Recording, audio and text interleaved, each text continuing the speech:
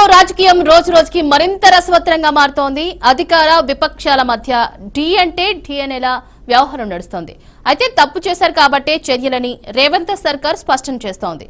కాదు తమను తట్టుకోలేకే అడ్డగోలుగా కేసులు పెడుతున్నారని విపక్షం అంటుంది.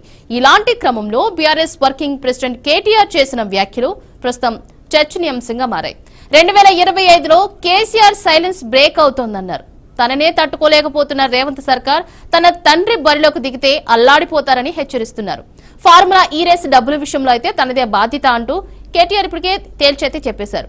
లగచర్లలో జరిగింది దాడి కాదని రైతుల నిరసన అని అంటున్నారు. ఇంతకీ కేసీఆర్ సైలెన్స్ కు కారణం ఏంటి? కొత్త సంవత్సరంలో గులాబీ బాస్ ప్రతిఘటన ఎలా ఉంటుంది అనే దానిపైనే ఇవాళ మనం మాట్లాడుకుందాం.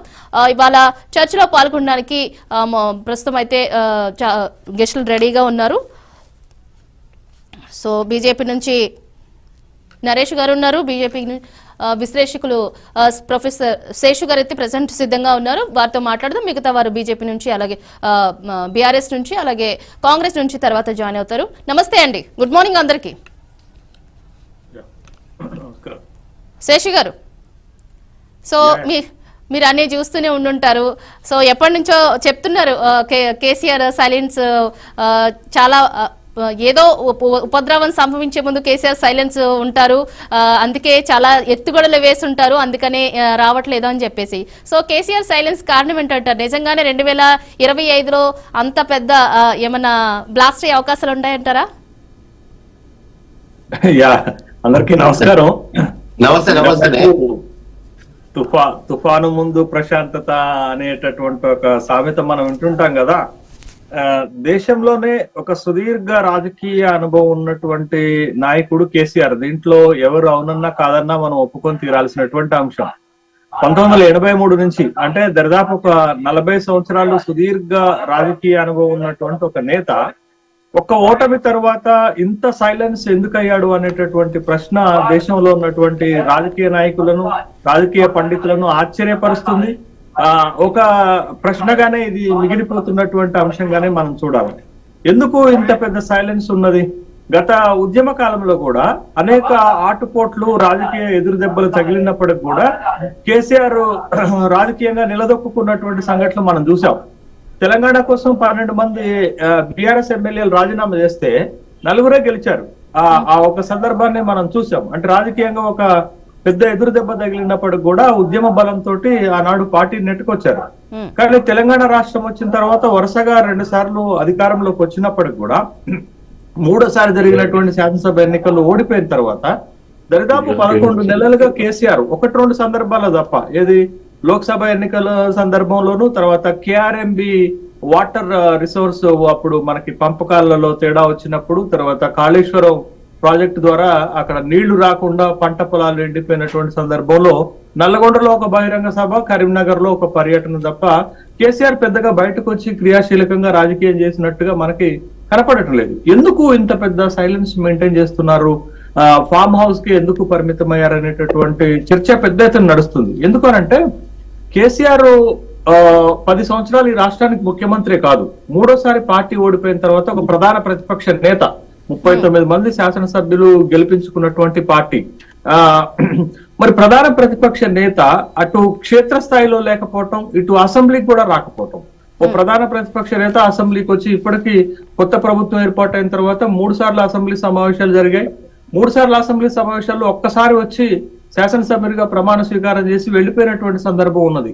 కాబట్టి అటు చట్టసభల వేదికల్లో గాని, ఇటు ప్రజాక్షేత్రంలో గాని కేసీఆర్ క్రియాశీలకంగా లేని లోటు కనపడుతుంది మనకి. ఎందుకు అనంటే కేసీఆర్ అనేది ఒక రాజకీయాల్లో ఒక టవరింగ్ పర్సనాలిటీ, మనం ఎంత కాదనుకున్న తెలంగాణ రాష్ట్రంలో. మరి అంత టవరింగ్ పర్సనాలిటీ అటు క్రియాశీలకంగా లేకపోతే ఏంటి అనేటటువంటి ప్రశ్న. ముఖ్యంగా ప్రతిపక్ష పాత్ర పోషించటంలో కేసీఆర్ ముందుకు రావట్లేదని ఒక అభియోగం ఉంటే, రెండోది కేసీఆర్ ఇట్లా సైలెన్స్ గా ఉంటే పార్టీ భవిష్యత్ ఏంటి? బీఆర్ఎస్ పార్టీ భవిష్యత్ ఏంటి? మనకి తెలంగాణ రాష్ట్రంలో ఇప్పటికీ కూడా బీఆర్ఎస్ పార్టీ ఒక బలమైనటువంటి ఒక ప్రాంతీయ పార్టీగానే మనం చూడాలి, ఒక బలమైనటువంటి ఫోర్స్ గానే చూడాలి. ఇప్పుడు కేసీఆర్ ఇంత సైలెన్స్, మౌనాన్ని పాటిస్తుంటే ఏంటి పార్టీ పరిస్థితి ఏంటది? తర్వాత ప్రజల సమస్యల మీద మాట్లాడకపోతే ప్రతిపక్ష పాత్రగా తను పోషించేటటువంటి పాత్ర ఏంటి అనేది ఇవాళ ప్రజల్లో అటు రాజకీయాల్లో పెద్ద చర్చనీయాంశం అయినటువంటి అంశం. రెండోది పార్టీ ఓడిపోయిన తర్వాత జరుగుతున్నటువంటి వరుస పరిణామాలు. మీరు ఎమ్మెల్యేలు పార్టీ మారుతున్నారు, ఎమ్మెల్సీలు పార్టీ మారుతున్నారు, స్థానిక సంస్థల ప్రజాప్రతినిధులు కూడా పెద్ద ఎత్తున పార్టీ మారారు. దీంతో పాటు బీఆర్ఎస్ పార్టీ పైన రాజకీయంగా ప్రభుత్వము అనేక రకాలైనటువంటి ఆరోపణలు చేస్తుంది. అది కాళేశ్వరం విషయం కావచ్చు, లేకపోతే విద్యుత్ ఒప్పందాల విషయం కావచ్చు, ఫోన్ ట్యాపింగ్ విషయం కావచ్చు అది చేస్తుంది.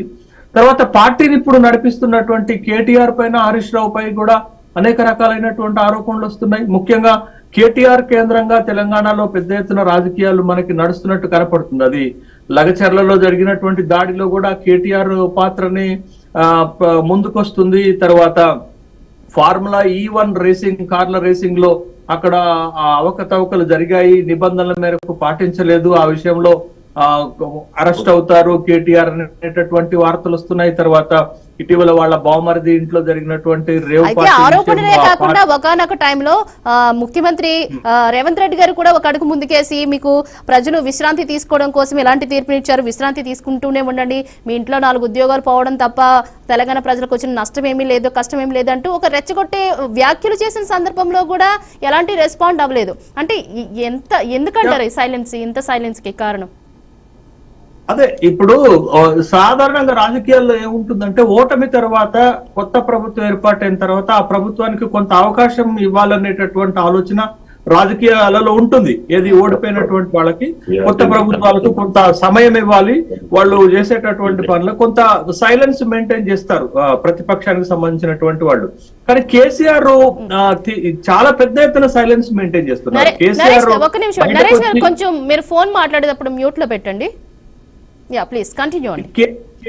కేసీఆర్ బయటికి వచ్చి ప్రజాక్షేత్రంలో లేకపోవటం వల్ల ఇప్పుడు మీరు ఎంత పోరాటం చేస్తున్నా, బీఆర్ఎస్ పార్టీ ఎంత, కేటీఆర్ హరీష్ రావు ఎంత పోరాటం చేస్తున్నా కేసీఆర్ లేని లోటు చాలా స్పష్టంగా కనపడుతుంది. కాబట్టి కేసీఆర్ ఆబ్సెన్స్ లో బీఆర్ఎస్ పార్టీ ఇక్కడ రాజకీయం చేయాలని అనుకుంటే అది పెద్దగా వర్కౌట్ అయ్యేటటువంటి రాజకీయం కాదనేటటువంటి విషయాన్ని గమనించాలి. కొంత ప్రభుత్వానికి అవకాశం ఇవ్వాలనే ఉద్దేశం ఉన్నప్పటికీ కూడా కేసీఆర్ ఈ స్థాయిలో అంటే కొన్ని కీలకమైనటువంటి అంశాలు తెలంగాణ రాష్ట్రంలో జరుగుతున్నాయి కదా, వాటిపైన కూడా కేసీఆర్ మాట్లాడకపోవటం అనేటటువంటిదే ఇవాళ పెద్ద ఎత్తున చర్చనీయాంశంగా కనపడుతుంది. అనేక సందర్భాల్లో ముఖ్యమంత్రి రేవంత్ రెడ్డి గారు ఇటీవల చేసినటువంటి మాట ఏంటంటే, మీరు ఇక ప్రజాక్షేత్రంలోకి రావాల్సిన అవసరం లేదు, ఫామ్ హౌస్ కే పరిమితం చేయండి, మీకోసం ఇక్కడ ఎవరు ఎదురు చూడట్లేదు అని అన్నారు.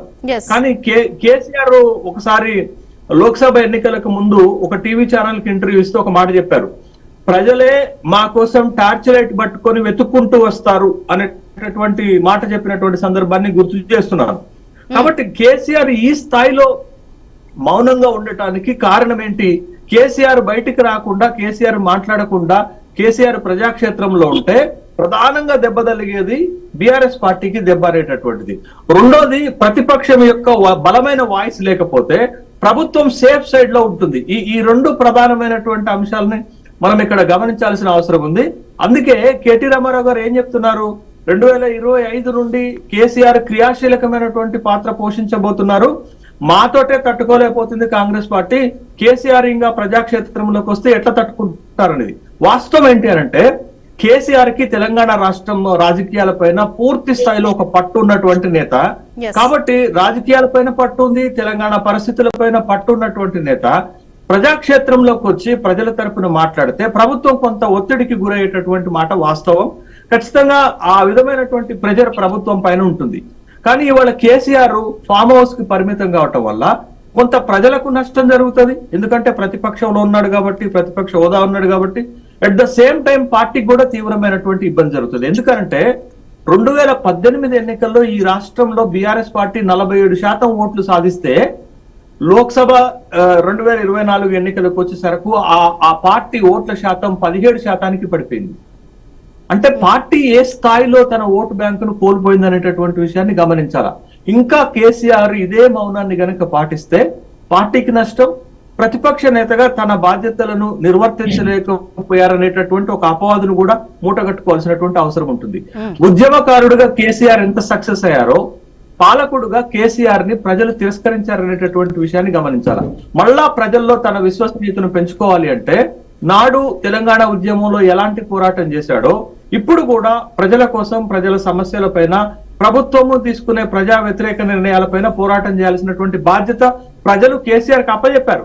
మరి కేసీఆర్ పార్టీ ఏం చిత్తుగా ఓడిపోలేదు. 39 శాసనసభ స్థానాలు గెలిచినటువంటి పార్టీ, 37% ఓట్లు సాధించినటువంటి పార్టీ. కాబట్టి ప్రజలు ఇచ్చినటువంటి బాధ్యతను నెరవేర్చాల్సినటువంటి బాధ్యత సుదీర్ఘ రాజకీయ అనుభవం ఉన్నటువంటి కేసీఆర్ లాంటి నేతకు ఇక్కడ అవసరం ప్రజల కోసం ఉంది. కాబట్టి ఈ సైలెన్స్ ని తెలంగాణ భరించలేకపోతుంది అనేటటువంటి విషయాన్ని కూడా మనం గమనించాలి.